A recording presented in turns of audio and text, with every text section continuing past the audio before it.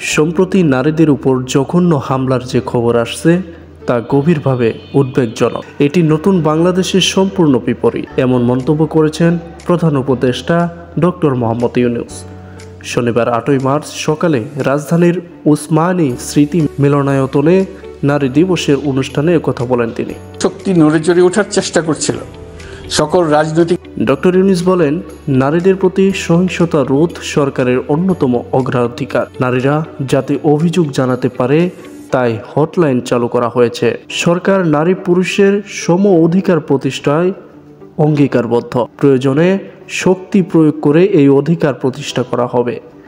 এ সময় নারী ও শিশুদের নিরাপত্তায় সর্বোচ্চ সজাগ থাকার ব্যাপারেও গুরুত্ব দেন ডক্টর মোহাম্মদ ইউনূস। তিনি আরও বলেন, নারীরা জুলাই অভ্যুত্থানে সম্মুখ সারির ভূমিকায় ছিল।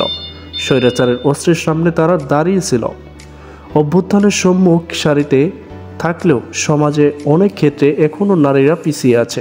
নারীর অর্থনৈতিক ক্ষমতায়নে সরকার যথেষ্ট হয়েছে। এজন্য বিভিন্ন ধরনের উদ্যোগ নেওয়া হয়েছে। দুস্থদের আর্থিক সহায়তা, প্রশিক্ষণ, ক্ষুদ্র ঋণ, কর্মজীবী নারীদের থাকার হোস্টেল, ডে কেয়ার সহ নানা উদ্যোগ নেওয়া হয়েছে। পতিত স্বৈরাচার দেশে নৈরাজ্য সৃষ্টি করতে বিপুল পরিমাণ অর্থ বিনিয়োগ করছে বলে অভিযোগ করেছেন। আমাদের এখন অনেক সতর্ক হতে হবে। এর আগে অনুষ্ঠানে বিভিন্ন ক্ষেত্রে অবদানের জন্য বাংলাদেশ নারী ক্রিকেট দল এবং 6 অদম্য নারীর হাতে পদক তুলে দেন doctor Mohammad Yunus. Shafiqul Islam, PTS news.